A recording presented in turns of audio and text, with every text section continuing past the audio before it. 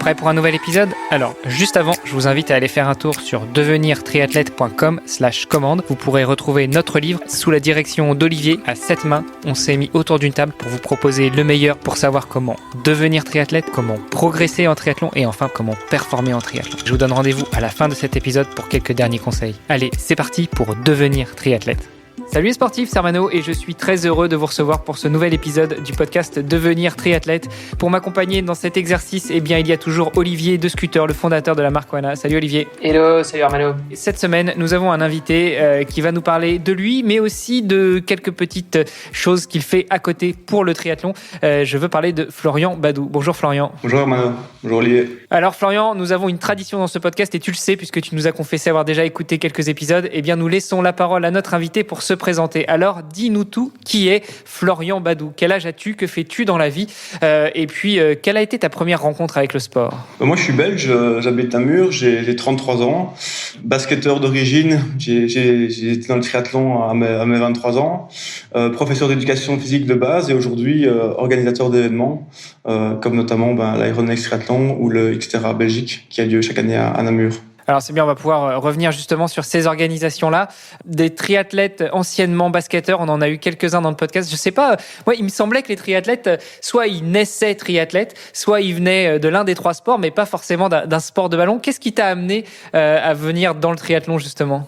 Mais moi, c'est vrai que je côtoie pas mal de gars justement du sport collectif qui a, on va dire, en fin de carrière, ou en tout cas pour cause de blessures ou de changements professionnels ou familiaux, qui se mettent justement à ces sports, on va dire, d'endurance, outdoor, et le triathlon est justement un excellent sport de reconversion. Donc moi, voilà, je suis pas étonné en fait qu'il y ait pas mal de gars qui viennent à cette pratique. Moi, c'est typiquement aussi la cause de blessures et qui fait que voilà, je courais pas mal, je savais pas mal nager, je faisais du vélo de temps en temps avec des potes le dimanche et donc je me suis dit why not, quand je rencontre un copain qui fait du triathlon, je me dis pourquoi pas moi. Et donc voilà, on s'entraîne un peu pour faire son premier promo découverte et puis la sauce prend, on va dire, et puis voilà, c'est clair que j'ai toujours été un compétiteur dans l'âme et du coup tu t'entraînes pour un promo, tu te dis je vais pas faire 500 mètres en brasse, donc tu t'entraînes en natation pour pouvoir aller taper les 500 mètres en crawl, et puis tu t'entraînes en vélo, en course à pied. Le premier triathlon, tu te marres comme un fou, et puis directement quand t'as fini, tu t'inscris un deuxième, quoi. Donc voilà un peu le truc, des blessures à répétition qui font que tu essaies de trouver un sport un peu plus soft, on va dire, en termes d'engagement, même si c'est sûr que tu te prends en jeu, puis tu t'entraînes 3 heures semaine, puis tu te dis on va faire 5 heures, puis on va faire 10 heures, et puis à un moment donné t'atteins des entraînements que tu te dis que t'aurais jamais fait ou t'aurais jamais pensé faire, quoi. Tu disais que le schéma se reproduisait souvent, on passait d'un sport plutôt collectif à justement un sport individuel. C'est lié aussi à l'emploi du temps. Tu as dégagé, j'imagine que tu casses plus facilement une petite sortie course à pied ou un entraînement même en piscine que tes entraînements, de basket typiquement, qui sont où tu dépends en fait d'une équipe entière, quoi. Ouais, bien sûr. Ce qu'il y a, je pense que moi j'ai toujours été dans le milieu du sport collectif, et quand tu es dans le milieu du sport collectif, tu commences à 5 ans, tu as 2 entraînements par semaine, à une heure bien précise, le week-end tu as ton match. Puis t'évolues en catégorie supérieure, t'as 3 entraînements, 4 entraînements semaine, 1 ou 2 matchs par week-end. Et en fait, ça devient une routine, quoi. Tu te rends pas compte, mais ça devient une routine dans ta vie. Et quand t'es étudiant, quand t'es aux études, ça te paraît en fait logique de faire ça. Et puis après, tu évolues, ta vie professionnelle, ta vie familiale font aussi que t'as peut-être d'autres priorités. Je pense aussi que le Covid aussi a amené pas mal de gens qui faisaient du sport collectif dans ces sports, quoi, tu vois. Et j'ai énormément de gens qui pratiquaient le sport collectif, qui ont été privés aussi de ces sports pendant 1 an ou 2. Et en fait, ils se sont rendus compte qu'il y avait d'autres priorités que le sport co, en tout cas, que ça devenait une contrainte en fait d'avoir un emploi du temps où tu as tes 3-4 soirs semaine partis de la maison et qui se mettent justement à ces sports où tu peux faire tes entraînements un peu comme tu veux à ta sauce. Si tu veux aller courir à midi, tu vas courir à midi. Si tu veux courir le soir, tu y vas ou tu y vas pas.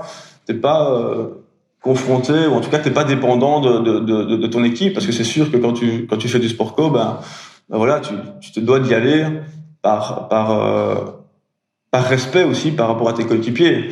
Et donc voilà, je pense que la situation qu'on a connue ces 2-3 dernières années a aussi amené à un changement de mentalité chez certains sportifs qui sont arrivés dans ce type de pratique, course à pied, vélo et triathlon pour nous, quoi.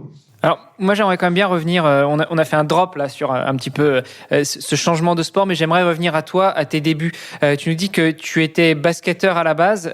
Quel est ton premier souvenir de sport? Enfin, jusqu'où tu arrives à remonter? À quoi correspond pour toi le sport? Alors moi, le sport, j'ai toujours été un gamin hyper actif. Je veux dire, j'ai fait du basket, mais j'ai fait de l'athlétisme, j'ai fait de la gym, j'ai touché à peu près à tout, quoi. Donc j'ai joué plutôt avec un ballon et avec un vélo plutôt qu'au Playmobil et aux jeux de société, quoi. Donc mes parents me disent toujours que dans le salon, j'étais plutôt la tête en bas dans le canapé et les pieds en l'air qu'assis correctement, tu vois, à regarder un film. Donc voilà, je pense que j'ai toujours eu ce besoin de me dépenser, d'être dehors avec un ballon, avec un vélo, à faire des circuits dans le jardin.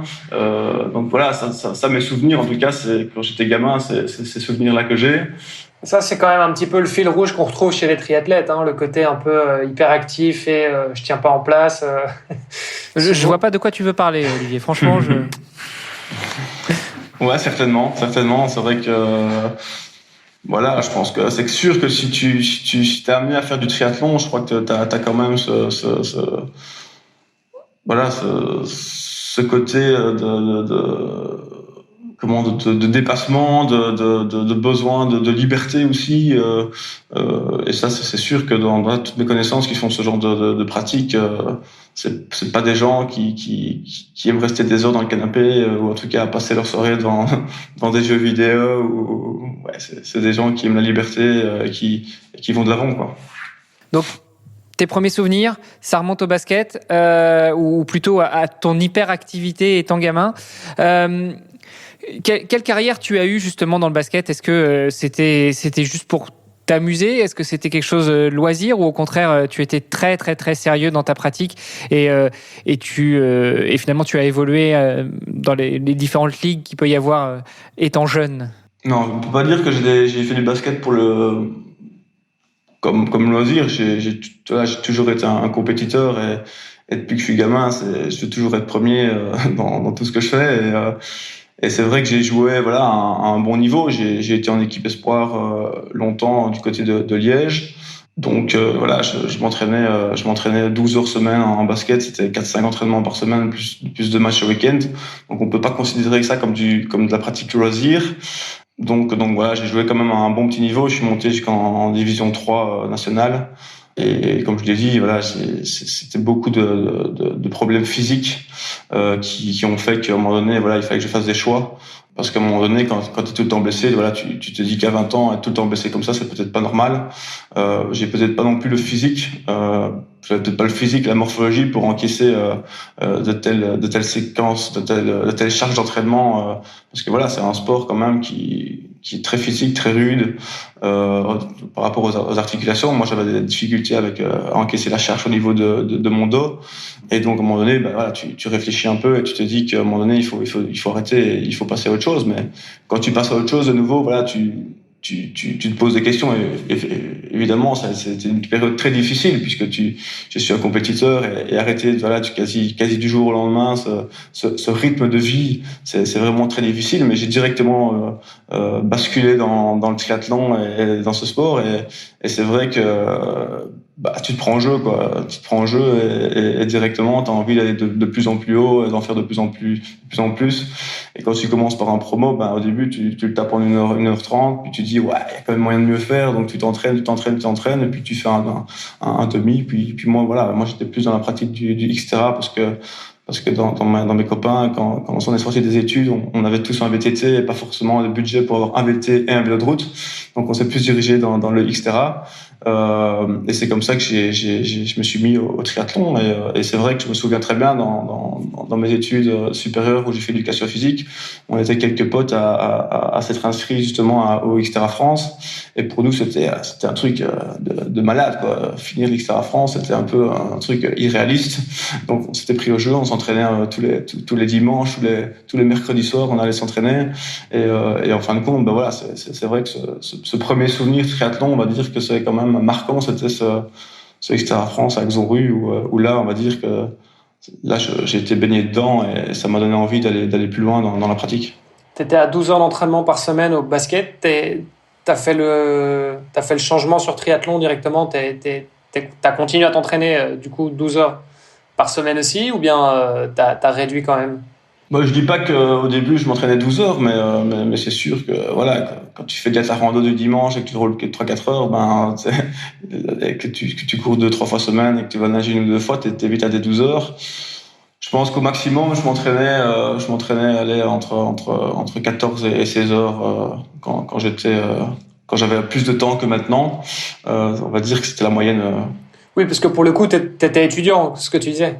Ouais, c'est ça. J'étais étudiant et puis quand j'ai fini mes études, j'étais dans une période où voilà, j'ai été prof à un certain moment et animateur sportif, et donc ça me permettait aussi d'avoir du temps pour me consacrer à la pratique du triathlon. Et ça, t'as fait pendant combien de temps? T'es arrivé jusqu'à quel niveau, entre guillemets, en triathlon, en tant qu'athlète? Bah donc j'ai arrêté le basket en 2009-2010, et puis on va dire que le bouquet final, c'était Hawaï, Xterra Hawaï en 2016, où là, on va dire que c'était ma meilleure saison. Ah, tu vas trop vite, il va falloir qu'on revienne un petit peu sur tout ça. Désolé. Ouais, donc tu nous as dit que finalement, ce changement de sport, ce changement de paradigme entre le basket où tu suivais plus trop forcément au niveau physique et tu as switché vers le Xterra. En parallèle de ça, tu faisais des études. Donc des études dans le sport, j'imagine, pour être professeur de sport. Exactement. Pour les Français, on a une voie toute tracée qui s'appelle STAPS. Comment ça se passe en Belgique? C'est des études universitaires, c'est combien d'années et ça demande une pratique sportive à côté? Donc moi, c'était un baccalauréat. Donc en Belgique, il y a 2 formules. Soit tu fais un baccalauréat et tu peux enseigner dans le primaire et en première, deuxième humanité, ou alors tu vas à l'université et là, on va dire que tu peux enseigner dans les études supérieures. Moi, j'avais pris l'option 3 ans en baccalauréat, et donc voilà, j'ai jamais eu trop de difficultés dans mes études, et j'ai pu combiner pendant 2 ans le basket et mes études. Et c'est vrai que la 3e année, ben voilà, j'ai commencé à avoir pas mal de soucis physiques, et c'est en 3e année que j'ai commencé la pratique du VTT notamment, et j'ai accentué mes entraînements de natation en 3e année d'études. Et puis c'est vraiment quand j'ai fini ces études et que je me suis mis que j'ai eu un peu plus de temps, puisque voilà, j'étais prof et j'avais plus de basket sur le côté, où j'ai pu vraiment passer plus de temps aux entraînements en triathlon. Justement, tu commences à passer un peu plus de temps aux entraînements de triathlon. Tu nous l'as dit, tu te concentres principalement sur le Xterra.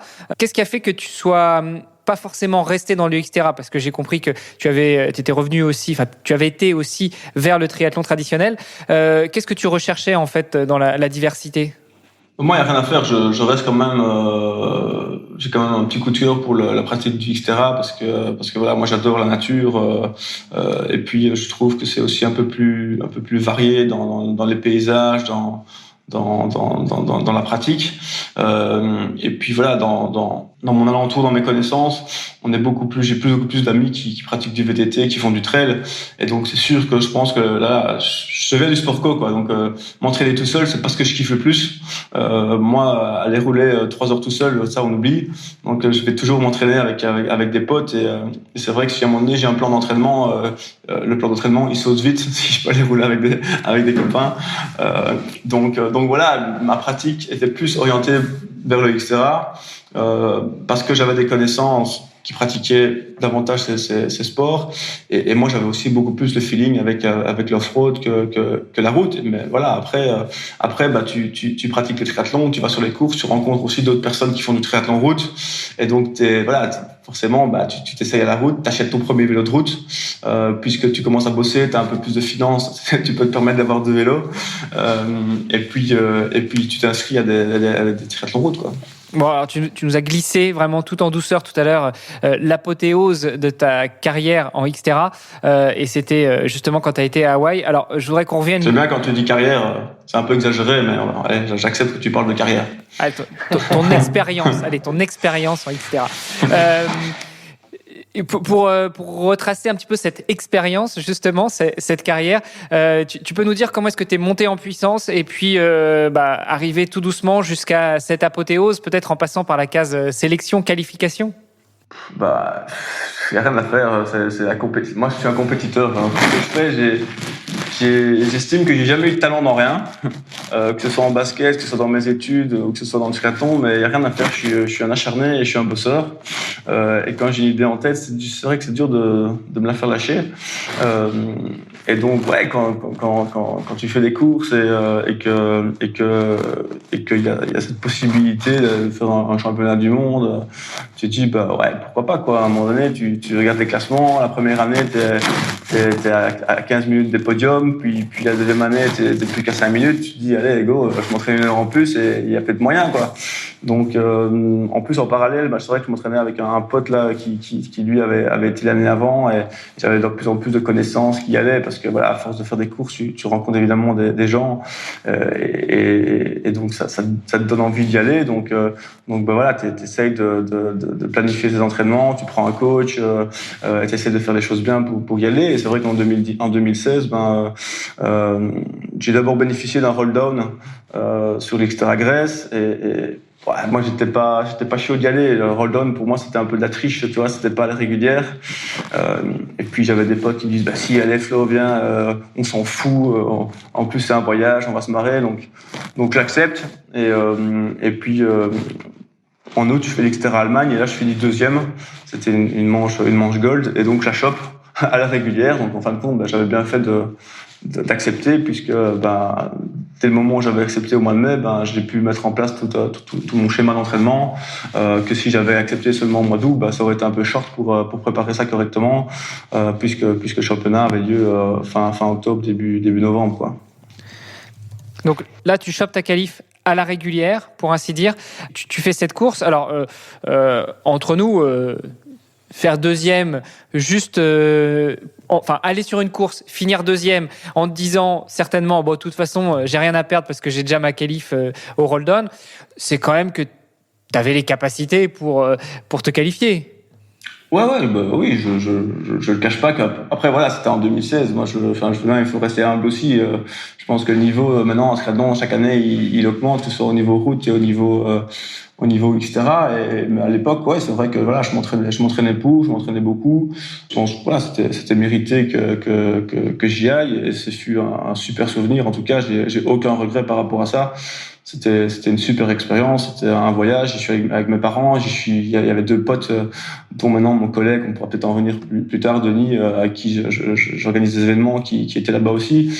Et donc c'est sûr que c'était 2 semaines qui étaient terribles, quoi, en famille, entre amis, et puis c'est un petit monde, etc. Donc c'est sûr que sur place, il y avait plein de connaissances qui en tout cas de gens qu'on croisait sur les courses, qu'on se retrouve là-bas, et c'est vrai que c'est une ambiance particulière, puisque tu arrives 1 semaine avant, et c'est la seule course où tu sens au fur et à mesure des jours où que la course approche, alors que d'habitude sur un Xterra, tu vas 2 jours avant, tu fais la reconnaissance 2 jours avant, et puis bingo. Là, c'est vrai que de jour en jour, tu sens que les gens arrivent sur l'île, que la pression monte, et de plus en plus, tu vois des gens que tu as déjà vus sur les courses. Et voilà, c'est super sympa. Et le fait aussi que tu as des gens qui viennent d'Allemagne, de France, des États-Unis, c'est vraiment une super expérience, et j'ai vraiment aucun regret par rapport à ça. Raconte-nous un petit peu comment ça se passe alors. Et déjà, en fait, c'est vrai qu'on l'a peut-être pas précisé, mais c'est quoi un Xterra, c'est quoi le format, c'est quoi les distances?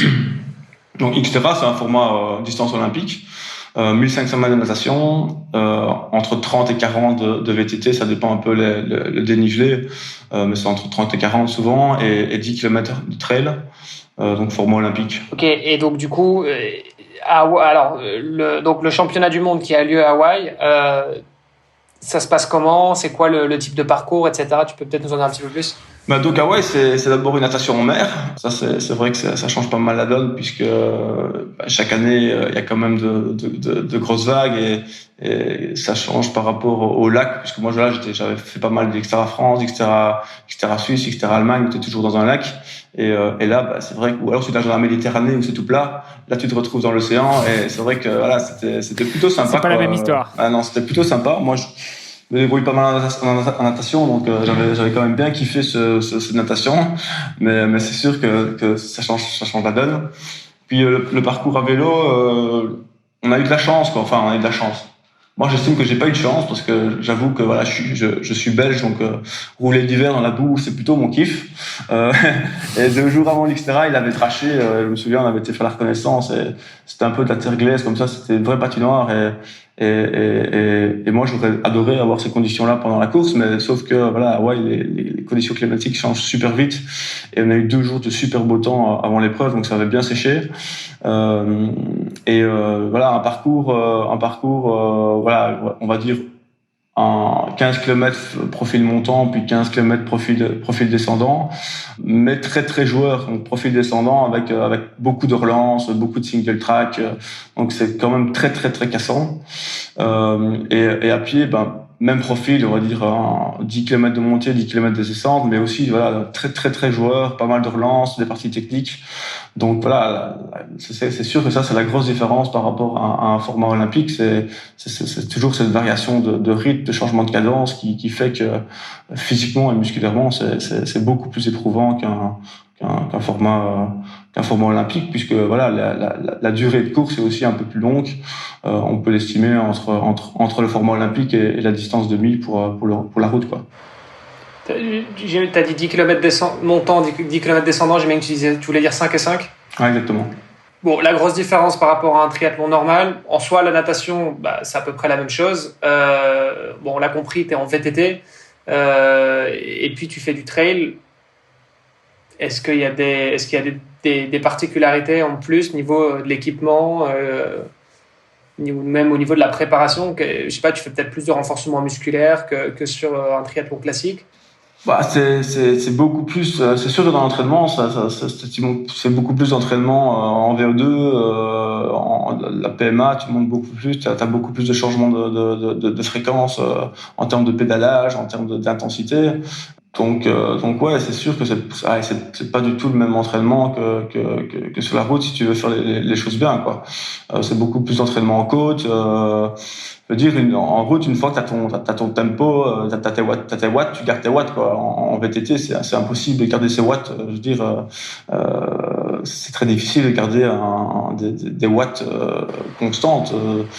Est-ce que c'est même quelque chose que tu regardes en VTT pendant tes entraînements, ou bien tu regardes plus ton rythme cardiaque? À l'époque, j'avoue, j'avais pas de système de watts, j'avais pas de pédale, j'avais rien, donc je travaillais plutôt à la fréquence cardiaque à l'époque avec l'entraîneur, mais puis moi ça m'a toujours un peu fait chier de caler sur des watts, j'avoue, c'était pas trop mon kiff. Moi j'étais allé plutôt aux sensations et soit ça passe, soit ça casse, quoi. Donc voilà, après c'est sûr que sur des formats comme ça qui durent ouais, c'est des courses qui durent 3h30, quoi. Donc voilà, t'as quand même, avec le feeling, t'as quand même peu de chances que ça casse si t'as la dose d'entraînement. Donc, moi, j'y allais et voilà, au pire, si j'étais dans un mauvais jour, tu craques les 5 derniers kilomètres à pied et voilà, c'est pas la fin du monde, hein. Je me suis jamais considéré comme un pro, j'ai jamais été pro, ça a toujours été du fun. Donc, des fois, voilà, je me suis déjà pris des douilles parce que j'exagérais ou j'essayais de suivre un pote là en vélo alors que j'étais bien au-dessus de mes capacités. Mais bon, voilà, c'est ça qui est fun, quoi. Ouais, raconte-nous un petit peu quand même la course, enfin la course en elle-même, comment ça s'est passé? La course, on a quand même eu de la chance. Le jour de course, la natation était relativement calme. C'était pas la Méditerranée, hein, ça c'est sûr, mais 2 jours avant, on avait été s'entraîner et je me souviens, là, c'était vraiment une machine à laver. Et si ça avait été comme ça, là, on aurait vraiment eu chaud. Mais je sors pas mal de l'eau, je fais une bonne natation et quand je démarre le vélo, J'ai toujours du mal des fois à démarrer en vélo, surtout que souvent sur un extérieur, vu que tu nages dans un lac, après directement tu montes. Et c'est vrai que souvent il me faut que j'attende la première descente avant de retrouver un second souffle. Et là ce jour-là, j'avais des super jambes et j'ai pu directement prendre ma cadence en vélo. Et par contre, ce qui m'a étonné, c'est vrai que j'étais surpris du niveau natation. Et là directement, j'ai quand même dépassé beaucoup de gens en natation, en vélo pardon, alors que d'habitude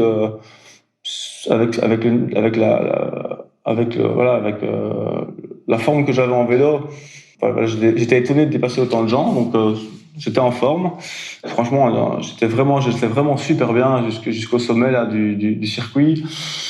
Et j'avais mon compagnon d'entraînement justement qui habite aussi ici sur Namur, qui est plus fort que moi de base. Surtout en vélo, qui me rejoint au sommet, quoi. Donc il raccroche au sommet, et là je me dis c'est super, quoi. Je me dis voilà, il n'y a plus qu'à descendre à faire à deux, on s'est entraîné des mois ensemble à la maison, donc voilà, là c'est vraiment de kiff. Et juste au moment où il me dépasse, ma chaîne saute, donc là dégoûté, quoi, vraiment dégoûté. Donc je remets ma chaîne, je repars, je reviens à ses fesses, et de nouveau boum, la chaîne saute, un truc qui m'était jamais arrivé à l'entraînement, mais voilà, je veux dire, il y a rien de trop grave. Et donc je perds pas trop de temps, quoi, mais voilà, je décroche et je suis plus avec lui, donc c'est ça qui me faisait un peu chier, on va dire. Et puis donc je repars, et puis là j'avais aussi un autre compagnon, un Allemand, Thomas Kerner, qui était souvent en duel avec nous sur les autres courses, qui recolle. Et donc là voilà, on fait toute la descente ensemble, et c'était vraiment top. Et jusqu'au moment où, à un moment donné, on dépasse un concurrent, et là, moi, je me prends une racine, je me retrouve à terre en 2 secondes, et je déjante. Heureusement, j'avais une cartouche de CO, et donc je la mets, et boum, mon pneu repart, donc je perds, je veux dire, 1 minute. Donc ouf, ça reprend direct, puisque j'étais en tubeless. Et puis je continue, je descends, voilà, je continue mon VTT, j'étais vraiment en top forme. En vélo, je perds peut-être 1 minute 30 à cause de ces petits soucis, donc rien de grave.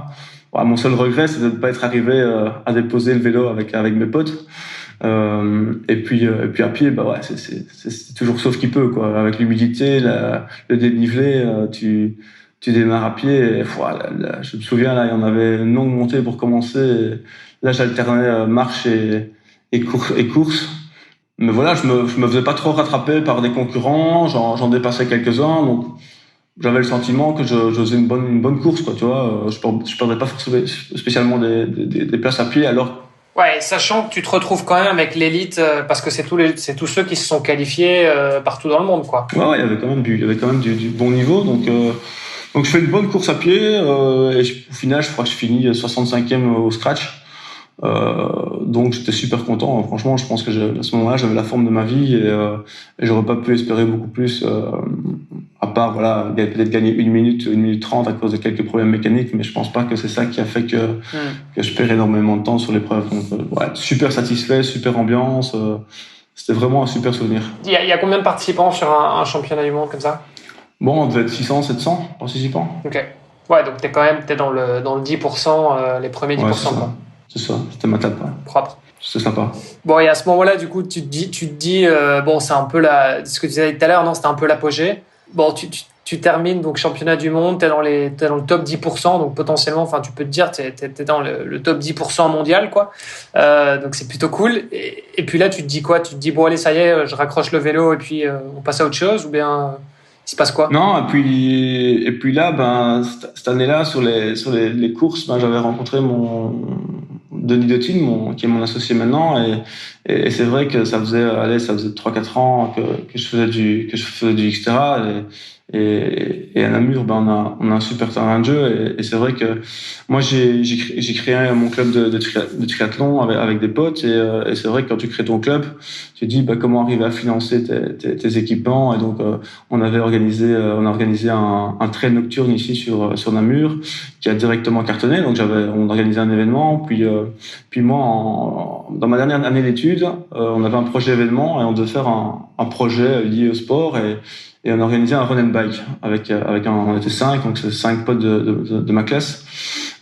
Et donc j'ai fait un run and bike et de nouveau quand t'es étudiant t'as pas beaucoup de pognon dans tes poches, et là je me souviens avec ce run and bike on avait gagné je sais pas moi de 300 € chacun, et donc l'année suivante avec un pote on se dit on le referait bien quoi, tu vois, c'était sympa organisé, tu vois, c'était vraiment une chouette aventure. Et donc je réorganise ce run and bike là pendant 7 ans je pense. En parallèle, je crée le club de triathlon, j'organise un trail, donc j'organisais 2 événements. Et puis, au fur et à mesure des rencontres, je rencontre Denis, mon collègue maintenant, et je lui parle de ce projet justement de faire un Xterra en Belgique, quoi, puisqu'il y en avait partout, France, Italie, Suisse, Allemagne, et en Belgique, il n'y en avait pas, quoi. Alors qu'on a un super terrain de jeu dans les Ardennes belges, et donc je lui parle de ce projet. Lui était déjà entrepreneur, puisqu'il a 10 ans plus de moi, il avait déjà 10 ans plus que moi, il avait déjà sa boîte. Et lui directement chaud, quoi. Il me dit voilà, si tu veux faire le projet, moi je suis chaud, on peut lancer le truc ensemble. Et l'année d'Hawaï en mars ou avril, on est parti à faire l'Xterra Grèce.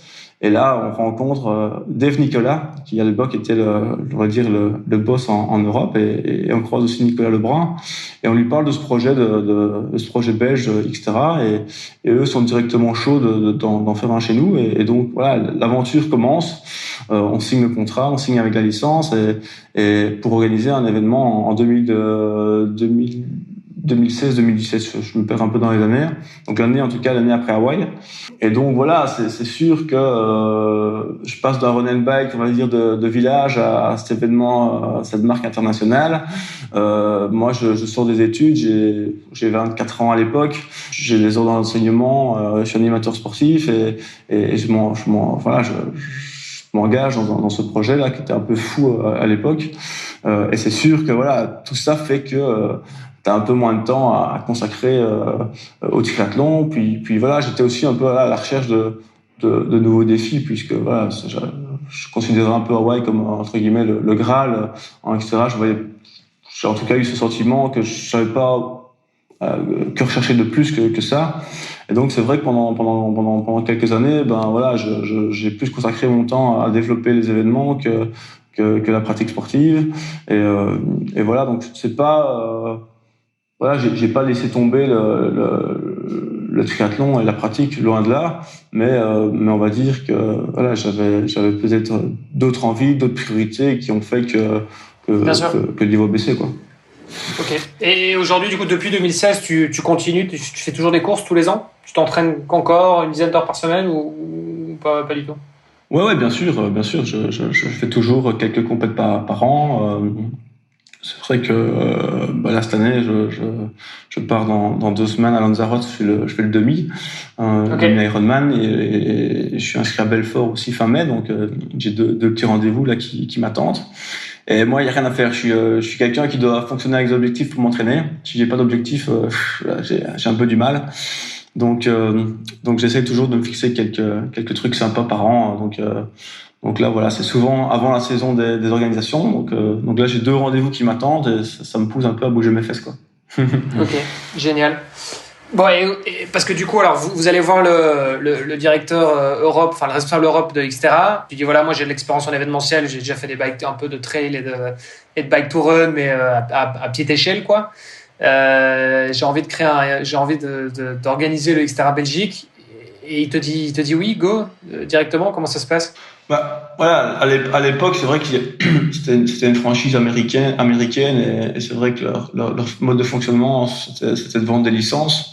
Et donc voilà, nous on leur a vendu un projet qui tenait la route, puisque je pense que la Belgique est super bien située géographiquement par rapport au milieu du triathlon. On est entre l'Allemagne, entre la France, qui sont quand même 2 nations du triathlon. On a le Luxembourg à côté, l'Angleterre, l'Italie et la Suisse sont pas loin. Donc on est vraiment à une position super centrale en Europe. En termes d'accès aussi, c'est super facile, quoi. Tu viens en avion, en train, en voiture. Donc voilà, par rapport au site, puis voilà, on leur a vendu Namur, qui est quand même Namur, entre guillemets, la capitale du sport en Wallonie, puisqu'on a le cyclocross, on avait à l'époque le motocross, et souvent, voilà, on a quand même des grandes courses cyclistes qui passent chez nous, Donc en tout cas, quand on leur a vendu le produit, voilà, il y avait aucune raison qu'ils disent non, puisque voilà, on avait tout en tout cas pour faire un bel événement.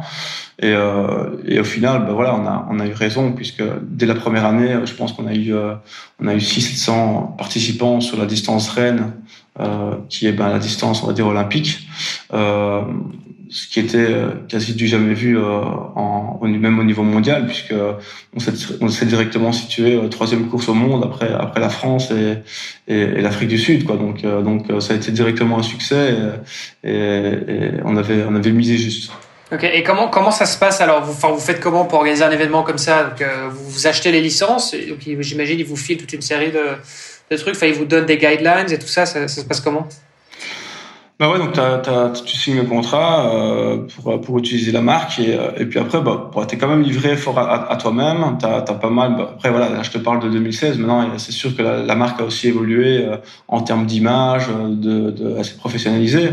Mais à l'époque, c'est vrai qu'on était quand même fort livré à nous-mêmes par rapport à l'organisation. On a eu évidemment le directeur du label qui est venu sur Namur pour voir les parcours, pour valider les parcours. Hormis ça, on était quand même assez libre de faire ce qu'on souhaitait. Mais la première année, c'était du bricolage, puisque j'avais pas du tout la structure pro que j'ai aujourd'hui. C'était les potes qui venaient aider, c'était la famille qui venait aider, tu vois, pour monter le site et pour aider le jour de la course. Donc ça fut quand même assez rock'n'roll, mais voilà, je pense que les gens qui sont venus n'y ont vu que du feu. C'était beaucoup en interne, donc c'était un stress de fou. Je pense que la première année, j'ai dû perdre 3 ans de vie par rapport au stress que ce genre d'organisation entraîne mentalement, moralement, physiquement. C'est quand même hyper éprouvant. Mais ça fut une expérience de dingue, quoi. D'ailleurs, voilà, aujourd'hui c'est mon boulot, donc si ça avait été un regret, j'en serais pas là aujourd'hui. C'est devenu ton boulot du coup à partir de la première édition depuis lors. Enfin, j'étais passé à temps plein là-dessus. Non, pas du tout. Donc moi, la première année, j'ai monté mon association avec Denis, mon associé, pour pouvoir organiser l'événement. C'était du 100% du hobby, quoi. Donc moi, j'avais mon boulot de prof sur le côté. C'est comme ça que je gagnais ma vie. Et puis puis l'événement il cartonne, puis tu te dis allez, on ferait bien un deuxième événement. Donc après on a organisé le triathlon international de la Haute-Meuse, donc un triathlon route qui a eu son petit succès aussi. Donc voilà, t'as 2 événements, puis après tu te dis on organiserait bien autre chose. On a organisé une course à pied dans une commune voisine, puis donc ça fait 3 événements. Puis en parallèle, j'avais toujours le run and bike et puis voilà, tu as 3-4 événements, puis à un moment donné, il faut faire des choix, quoi. Je veux dire, à un moment donné, il y a que 24 heures dans une journée. Et donc, le temps plein que tu avais dans l'enseignement, tu fais plus qu'un mi-temps, et donc tu t'octroies un salaire de mi-temps dans ta boîte. Et puis à un moment donné, il faut de nouveau prendre des décisions, et donc du coup, t'es trop court, tu peux plus tout faire tout seul, donc t'engages une personne, puis une deuxième personne, puis une troisième personne, et puis tout ça évolue, quoi. Mais au début, non, c'est sûr qu'au début, c'était du bricolage. Je faisais ça à mon temps perdu, on va dire, après le boulot. Et c'est ça aussi qui fait que ta pratique, elle diminue, quoi. Quand tu t'entraînais 15 heures semaine, à un moment donné, tu peux plus t'entraîner autant. Alors moi j'aimerais quand même revenir sur la partie organisation, parce que pour nous sportifs, triathlètes, ce qu'on voit c'est la face immergée de l'iceberg, et encore. Et éventuellement quand on commence à réfléchir sur une organisation, on se dit on va aller chercher des bénévoles, faut aller chercher un speaker, faut monter 2-3 palettes, voir un parc à vélo pour le triathlon. J'aimerais bien que tu reviennes avec nous là-dessus, et très certainement que tu casses le mythe en fait. Une organisation, c'est pas 1 heure par-ci, 1 heure par-là. Ça demande énormément de travail. Est-ce que on peut repasser en revue un petit peu tous les détails d'une organisation, enfin tous ceux qui sont marquants et qui sont les plus chronophages pour toi? Organiser, c'est prendre des risques. C'est clair que c'est prendre des risques. C'est être un peu fou, quoi, quand tu vois un peu tous les risques que tu prends. Et le Covid aussi a amplifié ça, quoi. Tu vois, au niveau financier, c'est sûr que quand tu fais ton budget et que tu vois des chiffres un montant à 6 chiffres, je dis putain là j'y mets quasi ma baraque quoi, tu vois. Donc ouais, ça fait peur et c'est vrai que quand j'en parlais à mes parents à l'époque, ils me disaient mais t'es complètement fou, qu'est-ce que tu fais là? Fais quand même attention, tu pourrais être prof, tu vois, faire tes 24 heures semaine, être tranquille, tu vois. Un vrai métier comme disent certains entre guillemets. C'est ça. Donc voilà, moi j'ai toujours été dans une famille d'indépendants, d'entrepreneurs, tu vois, et je pense que j'ai un peu ça dans ma tête et j'ai toujours envie de créer et d'innover et donc voilà, je me suis lancé dans l'événement mais sans savoir vraiment ce que ça comportait. J'organisais un run and bike, mais un run and bike, on va dire que c'est 50 bénévoles, et dans les 50 bénévoles, il y a 30 stewards qui assurent la sécurité sur les parcours. Donc, c'est vraiment tout petit. Là, avec l'extérieur, c'est vrai qu'on passait dans une autre dimension, on va dire internationale, puisque voilà, on avait des athlètes élites qui arrivaient, ce qui veut dire hébergement, ce qui veut dire prize money, ce qui veut dire qu'on devait payer une licence. Donc, avant de commencer, tu étais déjà en négatif sur tes comptes. Et puis après, il y a toute l'infrastructure. Là, à Namur, on est sur un site qui est totalement nu. Et donc il faut tout amener quoi. Il faut amener l'eau, l'électricité, les chapiteaux. Il faut monter ça 5 jours avant. T'as 2 jours de démontage. Souvent tu penses au montage les premières années, mais tu penses pas au démontage. Tu te retrouves quand la course est finie, tu te retrouves tout seul. Et là tu te dis bon, comment est-ce que je fais? J'ai 500 barrières ou 1000 barrières à dégager. Et là tu te dis là c'est pas fini quoi. Tu vois. J'ai pas de camion, j'ai pas de voiture, j'ai qu'un vélo. Comment je fais pour les ramener? Exactement quoi. Tu vois. Donc tu penses à avant, mais quand tout le monde s'est barré, tu vois, t'as plus personne pour t'aider ou presque. Ouais, là tu te dis punaise, là c'est chaud quoi. Surtout que t'as mis toute ton énergie pendant des mois donc là j'avoue que j'ai eu quelques moments de solitude, on va dire, après course, mais c'est vrai qu'il y a plein de choses auxquelles tu penses pas quoi. Au début en fait tu règles que des problèmes quoi. Tu te dis ouais ok, l'eau en fait j'y avais pensé mais j'ai pas le bon embout, tu vois, pour me connecter à la sortie d'eau, tu vois. C'est tous des trucs comme ça. À l'époque, voilà, quand t'as pas l'expérience, tu penses pas à tous ces petits détails qui font qu'une organisation ça roule. Après voilà, c'est des détails que les participants heureusement ne voient pas, mais que toi tu dois solutionner. T'es dans le stress. En plus la première année d'Xterra, on avait eu d'énormes intempéries et donc la natation a été annulée. Donc tu fais ton premier Xterra, ta natation est annulée, tu dois tout transformer en duathlon. Ouais, c'était un beau bordel, mais on l'a fait. Bon alors, si on prend pas le Florian inexpérimenté entre guillemets du premier Xterra, mais maintenant que tu as un petit peu plus de bouteilles, une bonne organisation, ça demande combien de temps? Est-ce que c'est une question de mois ou est-ce que c'est vraiment une question d'année? C'est-à-dire déjà là maintenant tu prépares le Xterra 2024 parce que ça va être un petit peu glissant sur les 2 prochaines années. Ouais, une organisation, c'est 14 mois. Hein. Une organisation, pour moi, c'est 14 mois. Pourquoi 14 mois? J'aurais pu dire 12 mois, mais 14 mois parce que aujourd'hui, le jour où tu organises ton épreuve, tu dois déjà annoncer la date de l'année suivante. Si tu veux annoncer la date de l'année suivante, tu dois avoir déjà rentré tes demandes auprès de la commune et tu dois avoir déjà des accords pour l'année suivante. Donc, ouais, une organisation, c'est super long et c'est vrai qu'aujourd'hui, on est quand même dans un sport avec énormément de concurrence. Et quand tu vois que les courses il y a énormément de courses qui sont sold out des mois et des mois à l'avance, voilà, sur le marché, il faut que tu sois là au mois d'octobre, au mois de septembre pour annoncer tes dates, pour lancer les inscriptions. Et c'est vrai que quand tu as des courses, etc. ici, c'est au mois de juin. Et voilà, on organise aussi le triathlon international de la Haute-Meuse au mois de juillet. On a l'Xterra longue distance maintenant, qui est une nouveauté. Avec l'Agilep Trophy, donc c'est un événement qu'on organise au mois d'août et surtout l'Ironnext triathlon qui est au mois de septembre. Donc on a 4 gros événements de triathlon pendant la saison. Maintenant c'est clair que c'est tous les mois on a du boulot et on va dire que c'est par période quoi. C'est une période où on va lancer les inscriptions. Donc c'est une période qui est surtout consacrée à la communication. Puis après on a une période qui est plutôt consacrée à tout ce qui est partenariat, sponsoring. On a une période qui est consacrée plutôt à la logistique, réservation de commandes, etc. Donc, voilà, mais c'est vrai que le fait d'avoir maintenant plusieurs événements dans notre portefeuille fait que on a de la com tout le temps, on a du partenariat tout le temps, on a de la logistique tout le temps, et c'est pour ça qu'aujourd'hui, voilà, on est une équipe aujourd'hui au bureau où on est 5 pour pouvoir gérer l'ensemble des événements.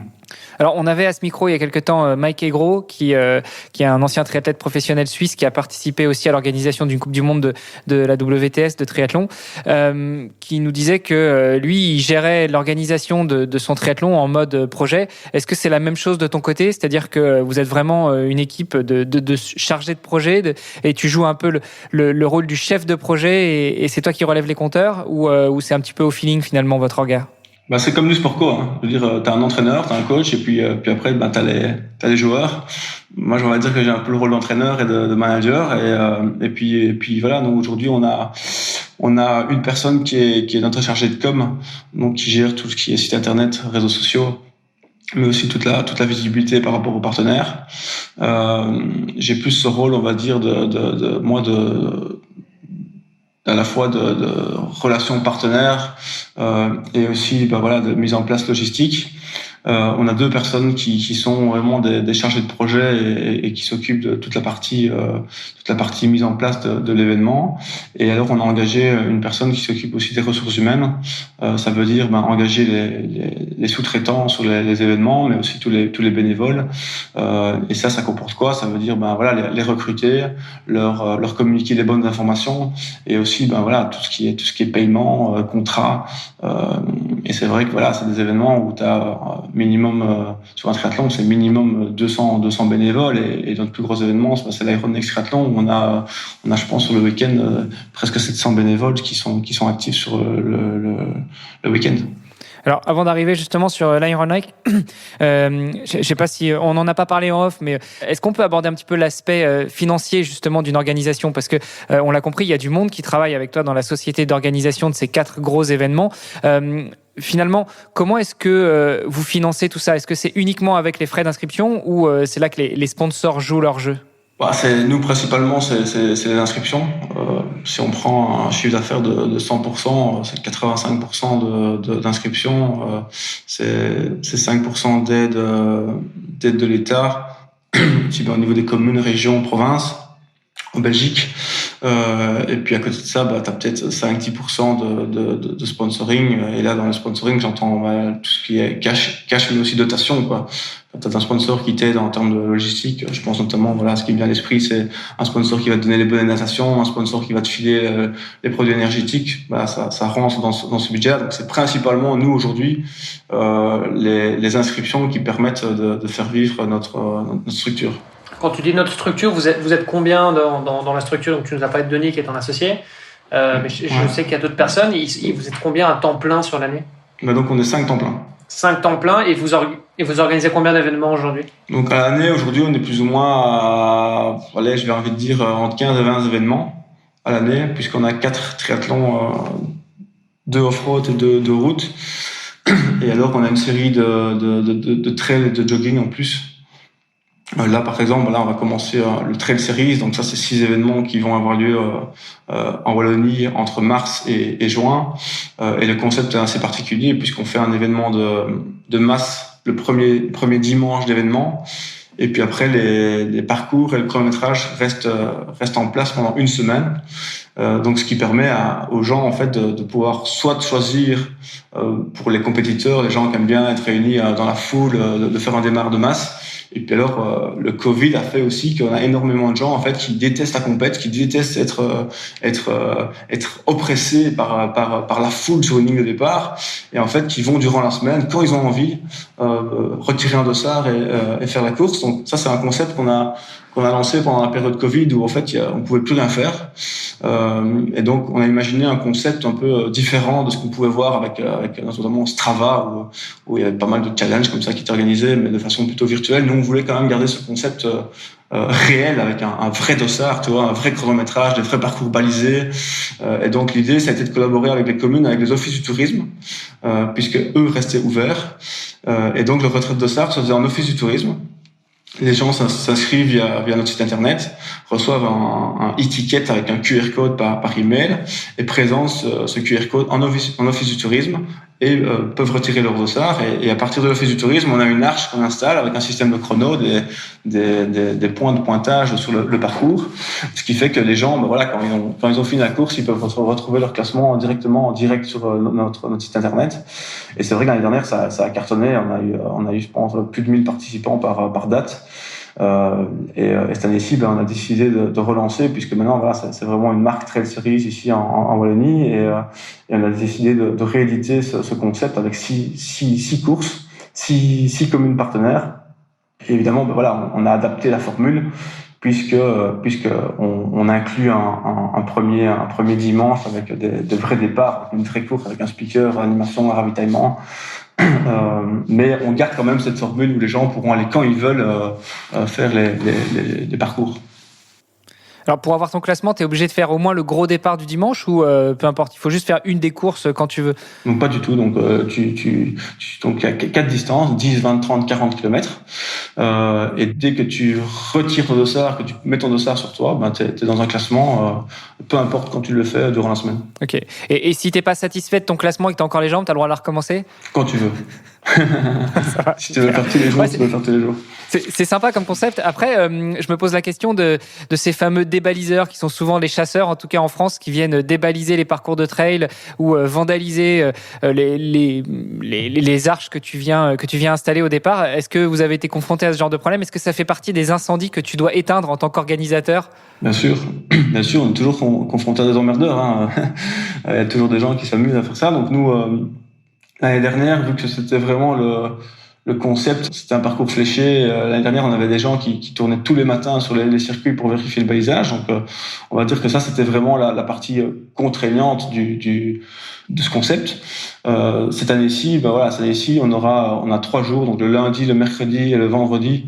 Ou le samedi, il faudra que je vérifie, mais on a 3 fois durant la semaine des gens qui vérifient le balisage. Donc, les gens reçoivent quand même par email le fichier GPX. Donc voilà, on les invite évidemment à avoir un GPS et à télécharger la trace GPX.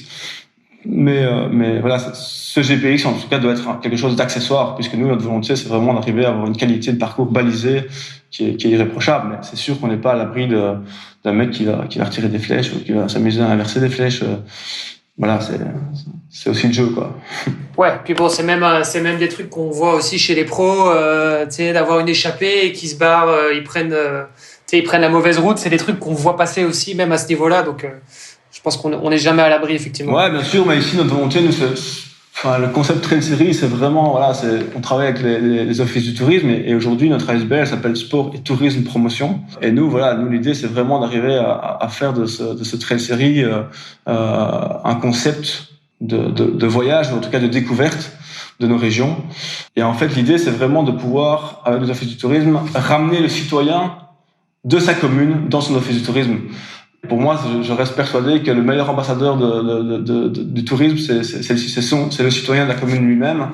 Et pour ça, l'idée, c'est de pouvoir ramener le citoyen dans son office du tourisme, qu'il puisse aussi redécouvrir son patrimoine local. Et à ce moment-là, on pourra se vanter des bienfaits, en tout cas des beautés que nos régions ont. On dit souvent que le français est chauvin, mais il a bien raison, en tout cas, de l'être. Et je trouve que le Belge ne l'est pas assez, donc j'espère que via ce concept-là, le Belge sera un peu plus chauvin et pourra en tout cas inciter des amis français à venir chez nous. Ouais, je te rassure, hein, en français on dit que c'est les cordonniers qui est toujours le plus mal chaussé. Moi j'ai vécu longtemps à Paris et je connais pas plus Paris que ça. J'ai aussi vécu longtemps à Luxembourg et je connais pas énormément la ville, même si je l'ai arpenté un petit peu en courant. Alors, on s'était dit quand même que dans cet épisode, on allait te donner la parole aussi pour parler d'une organisation un peu particulière, surtout en triathlon. Toi qui es plutôt un adepte du Xterra, des formats plutôt courts. Vous organisez aussi, et tu l'as glissé 2-3 fois durant cet épisode, l'Iron Lake. Dans Iron Lake, j'entends Iron, ça me rappelle quelque chose. Est-ce que tu peux nous en dire un petit peu plus sur cette organisation? Alors moi, je suis pas finalement un adepte du Xterra. Je suis un adepte des belles épreuves. Tu vois, donc okay. j'ai autant pour moi. Voilà, donc j'ai toujours envie, en tout cas dans ce que je fais, de me rapprocher En fait, je suis super frustré quand quelqu'un fait une course chez moi et qu'il est pas satisfait, quoi. Tu vois, donc ça c'est vrai que ça me travaille beaucoup. Et donc ma volonté, c'est de pouvoir faire des événements en fait qui sont le plus irréprochable possible. Et c'est vrai qu'avec cet Ironlegs qu'on a mis en place en 2019, maintenant c'est sûr que c'est un peu notre référence en termes d'organisation, puisqu'on l'a mis en place en 2019 et l'idée c'était vraiment d'arriver à créer une distance full distance, on va dire une distance Ironman en Belgique, puisque ça n'existe pas, ça n'existe plus. Et donc voilà, je pense que la Belgique est un pays de triathlon, on a d'énormes champions chez nous et c'est quand même incroyable qu'on n'ait pas de distance, la distance reine sur notre plat pays, qui n'est pas si plat que ça. Je suis tout à fait d'accord avec toi. Je fais juste une petite parenthèse. Est-ce que ça n'existe pas parce que le groupe Ironman a décidé de ne pas s'implanter en Belgique, ou est-ce que c'est parce qu'il n'y a jamais personne qui, comme tu l'as fait sur l'Xterra, a été acquérir la licence Ironman Belgique? À l'époque, il y avait Ironman en Verse qui faisait un 70.3. Mais depuis, voilà, il y a quelques distances demi en Belgique, mais il n'y a jamais eu.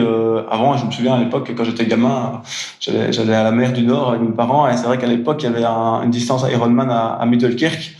Mais là, je te parle de ça il y a 30 ans. Il y a eu à un moment donné un full distance du côté des Ardennes qui a duré 1 an ou 2, mais c'est vrai que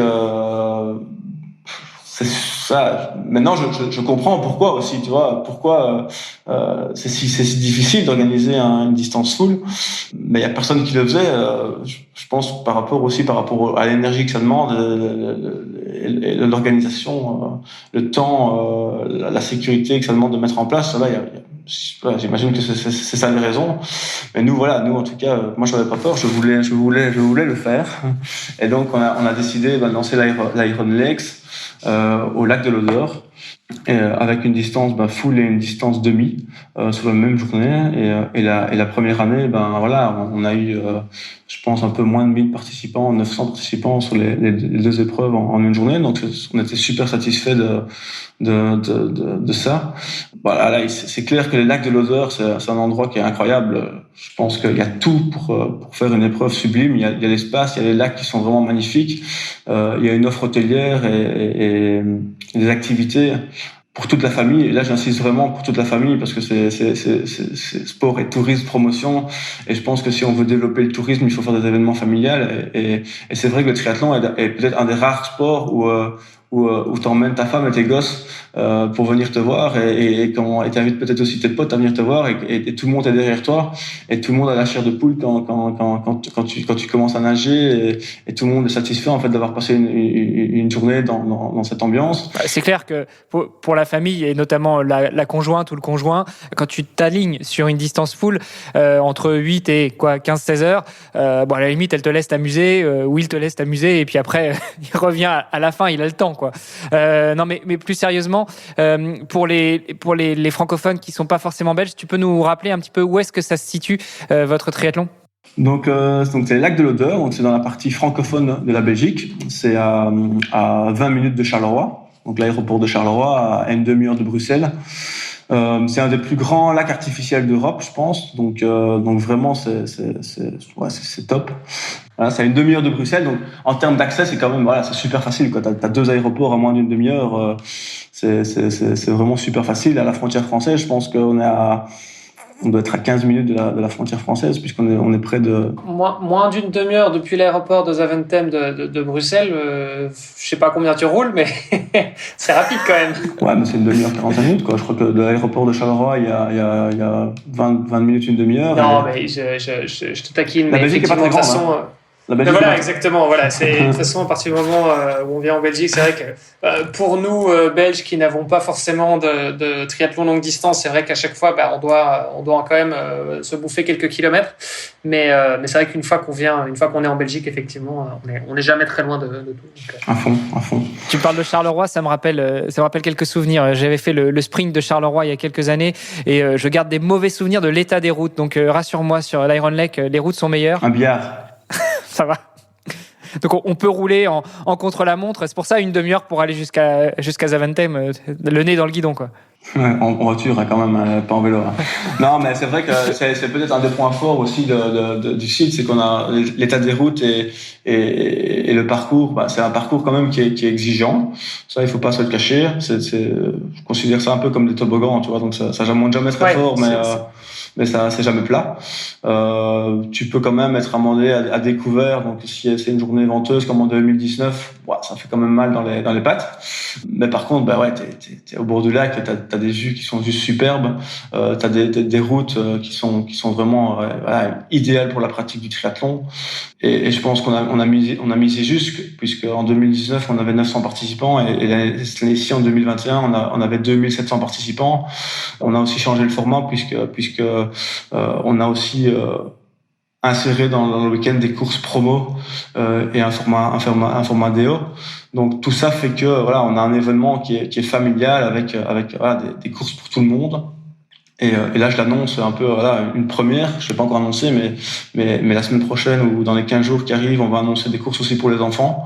Donc, voilà, ça c'est peut-être aussi mon côté prof de sport qui fait ça, mais jusqu'à aujourd'hui, j'ai jamais eu le temps, en tout cas l'énergie de mettre mon temps dans les courses pour enfants, mais dès cette année, en tout cas, que ce soit sur l'Xterra Belgique ou l'Ironnex, il y aura des courses pour les enfants, et ça me tient super fort à cœur, et j'espère qu'elles vont cartonner comme elles cartonnent, notamment sur les grandes épreuves en France. Je pense notamment à Gérardmer et mon ami Paul Charbonnier, avec qui je m'entends super bien, qui fait ça super bien, et j'espère en tout cas qu'on pourra avoir un super spectacle avec les enfants cette année-ci.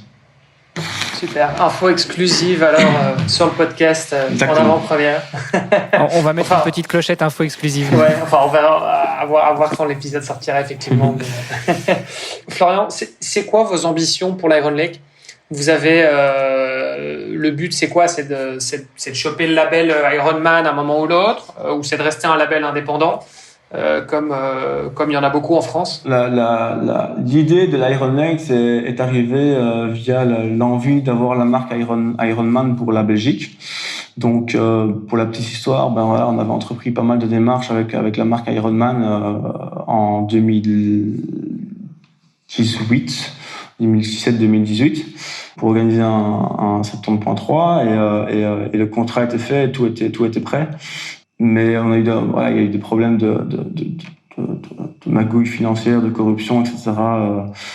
Au niveau local, puisqu'on devait recevoir une aide financière pour pouvoir accueillir la marque en Belgique et pour l'occasion sur les lacs de l'Odeur. Donc le financement a été gelé et le projet est tombé à l'eau.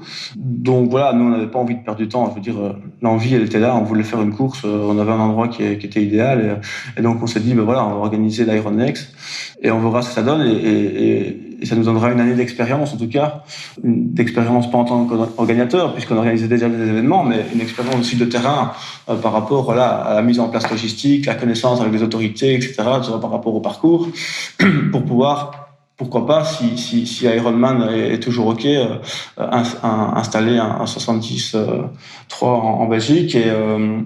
Et puis c'est vrai qu'Ironman a eu d'autres priorités, notamment avec le marché hollandais, puisqu'ils avaient Maastricht et ils ont ouvert une autre course plutôt dans le nord. Et donc eux ne souhaitaient pas ouvrir de course en Belgique pour pas faire concurrence à ces nouvelles épreuves. Et donc nous, nous on a continué avec cet Ironnex et au final aujourd'hui notre vision est un peu différente puisqu'on a une course qui fonctionne très bien sans la marque Ironman. Et donc aujourd'hui notre volonté c'est de garder l'Ironnex et de pouvoir en faire un événement familial avec toutes ces épreuves et que les familles ou les potes aillent sur ce week-end-là et que y ait des gars qui fassent les courses le samedi, les enfants le dimanche et que tout le monde s'y retrouve en fait, tout le monde fasse sa course sur son week-end. Donc au même titre que les Ambraman, Alpsman, Gérardmer et compagnie. Ouais, mais je suis plus proche de l'optique Gérardmer que Embrun. Qu'est-ce qui change pour toi justement entre Gérardmer et Embrun ? J'en profite pour réagir sur ce coup-là. La mise en place logistique, la mentalité, l'ambiance, le fait d'avoir ce week-end, on va dire, avec toute une série d'épreuves, du sprint, le DO, les courses enfants, et puis la mise en place logistique, pour moi, ça reste pour moi une référence. Je vous avoue qu'en Bran, je suis allé voir, j'ai jamais fait, j'ai fait le DO. J'ai fait le DO une année, c'est vrai. Mais c'est vrai que je garde plus de bons souvenirs, on va dire, de Gérardmer que dans Bran, ça me marque plus. Après, je peux comparer ça aussi à l'Alpe d'Huez. L'Alpe d'Huez, j'ai aussi fait, et c'est vrai que c'est des événements qui me plaisent, quoi, par rapport à ce concept, cette mentalité, cette mise en place, où on retrouve, voilà, plusieurs épreuves, plusieurs distances, où tout le monde s'y retrouve. C'est ça, en tout cas, moi, que je veux faire. Et c'est vrai que la force qu'on a avec l'Ironlake, c'est cette offre hôtelière. On a des villages de vacances qui sont juste incroyables. C'est terrible, quoi. C'est vraiment magnifique. Et je dis, il y a plein d'activités, des activités nautiques, des activités acrobranches pour les gamins. Et si tu viens à l'Ironlake, ben voilà, fais pas le con, quoi. Reste pas 2 jours, quoi. Vas-y, une semaine. Au moins, tu profiteras de la région. Une semaine après la compétition, parce qu'on le répète, l'acrobranche la veille de l'Ironman, enfin du triathlon, c'est peut-être pas la meilleure idée. Ouais, mais justement, toi, souvent on est un peu chiant. Toi, avant, on doit aller faire la reconnaissance. Pendant ce temps-là, madame, elle s'ennuie avec les gamins, mais justement, c'est l'occasion justement qu'elle te foute la paix et qu'elle te puisse aller faire ta reconnaissance et qu'elle puisse aller faire ses autres activités et que les enfants, voilà, que tout le monde s'amuse. C'est vraiment ça l'idée, c'est que tout le monde s'y retrouve. Sur les pistes cyclables qu'il y a autour des lacs, les plages, voilà, c'est un endroit qui est en tout cas top. Et c'est vrai qu'aujourd'hui, quand je me déplace sur un triathlon, j'y vais jamais pour le week-end, quoi. J'essaie toujours d'y aller quelques jours avant, quelques jours après, et qu'on puisse profiter en famille de l'épreuve. C'est une bonne occasion, en tout cas, le triathlon, de voyager et de découvrir. Ouais, tout à fait. Et pour compléter un petit peu la question d'Olivier, où lui il te demandait quel était votre objectif sur l'Ironlake dans les prochaines années, à court moyen terme, de manière générale pour votre société ou plutôt votre ASBL, j'ai compris que c'était une association en fait, la structure avec laquelle vous organisez ces courses. Quels sont vos objectifs à long terme? Est-ce que c'est de continuer à en organiser toujours plus, ou est-ce que c'est de vous concentrer sur justement les organisations que vous réalisez actuellement pour proposer le meilleur à vos athlètes? Non, aujourd'hui, je pense que l'année dernière, on a vraiment passé un cap en termes de professionnalisme et d'accueil par rapport aux participants. Et rien à faire. À partir du moment où tu as une structure où tu es tout seul et une structure où tu passes à 5, voilà, il y a rien à faire en termes de temps que tu as à consacrer pour l'accueil des participants. C'est tout de suite beaucoup plus fini, beaucoup plus pro dans ce que tu fais. Et là, je parle aussi par rapport aux bénévoles, par rapport à l'encadrement, tu vois. Quand on dit à Ironlake qu'il y a 600, 700 bénévoles, je veux dire, ces gars-là, ces personnes-là qui viennent nous aider, il faut arriver à ce qu'ils passent un bon moment, tu vois. Et à partir du moment où ces bénévoles passent un bon moment et ont le sourire, tes athlètes, déjà, tu vois, t'as tout gagné, quoi. Les athlètes qui sont sur un ravito, ils ont des encouragements, ils ont le sourire des gens qui viennent leur donner leur barre énergétique et leur gourde. C'est déjà 50% du boulot, en tout cas d'expérience. J'ai vraiment envie de parler d'expérience, tu vois, d'expérience que tu vas vivre, qui est réussie.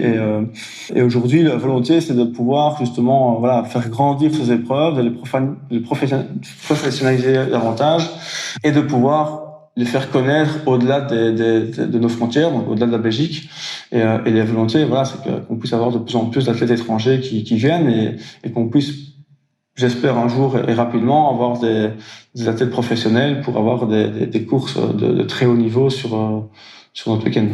Bon, alors déjà, la première démarche est bonne. Tu viens dans le podcast, comme ça, tu peux toucher toute la francophonie du triathlon, et c'est un bon début. D'ailleurs, chères auditrices, chers auditeurs, si vous êtes dans le coin et que vous prévoyez d'aller concourir sur l'Ironlake, n'hésitez pas à aller faire un coucou de la part du podcast Devenir triathlète.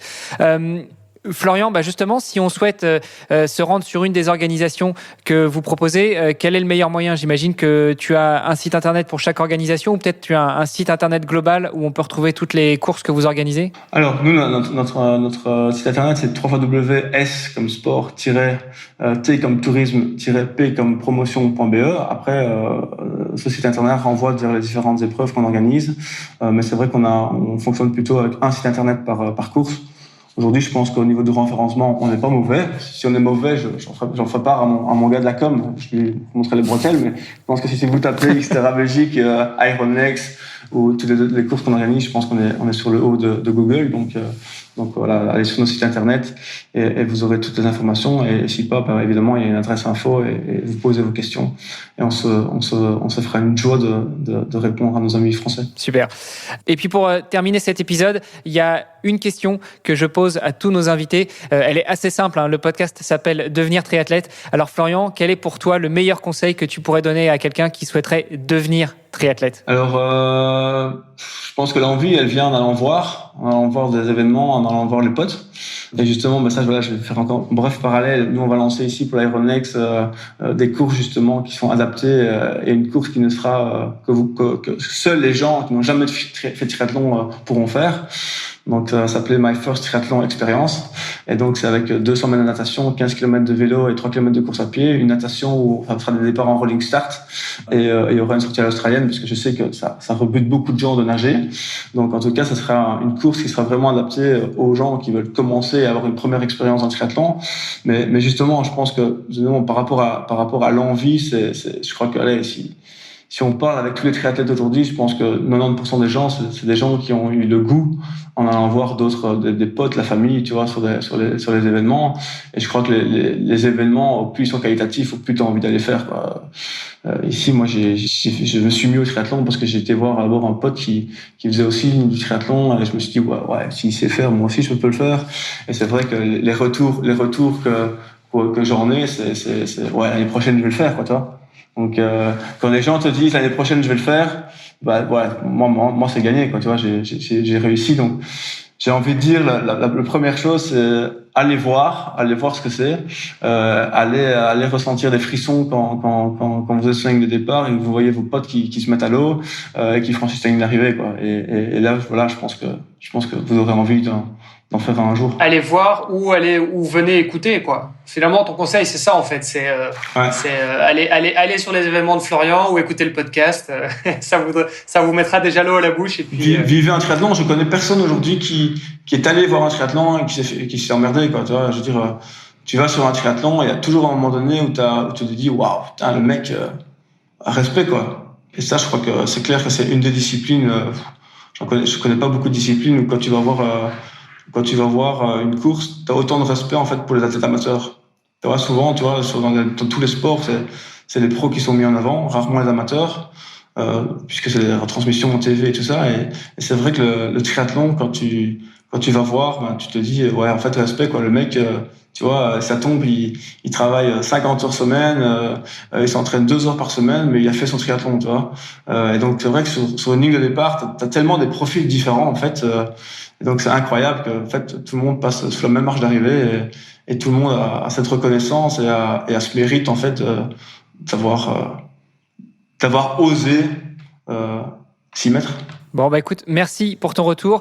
Olivier, moi, je te donne rendez-vous la semaine prochaine pour un autre épisode. Et puis, Florian, peut-être qu'on se donne rendez-vous dans une des épreuves que tu organises encore cette année et à l'Iron Lake. Parce qu'il me semble que, Olivier, tu as une revanche à prendre là-bas, non ? Ouais, effectivement. Ouais. C'est vrai que ça fait 2 ans que je dois venir, mais qu'à chaque fois, j'ai pas pu à cause d'accidents, Covid et autres. Donc voilà. Mais en tout cas, vous êtes les bienvenus. On sera un plaisir de vous accueillir et j'espère en tout cas que si vous êtes là, que ce soit sur le vélo ou à côté, que vous passerez un super moment. Et n'hésitez pas, si vous me voyez, vous m'interceptez. Yes, on viendra se balader avec nos micros. Et on boira une petite bière, on mangera un peu des frites ensemble. Hein. Ça va. Super. Écoute, Florian, merci encore pour ton temps. Merci d'avoir accepté notre invitation. Et puis, à très bientôt pour de nouveaux épisodes du podcast Devenir triathlète. Merci à vous, les gars. À bientôt. Salut, Florian. À plus. Ciao. Merci d'avoir écouté cet épisode jusqu'au bout. N'oubliez pas de rejoindre notre groupe Facebook pour discuter avec les invités, commenter et poser vos questions. Et Olivier et moi, nous vous répondrons dans un prochain épisode. À la semaine prochaine. Salut les sportifs.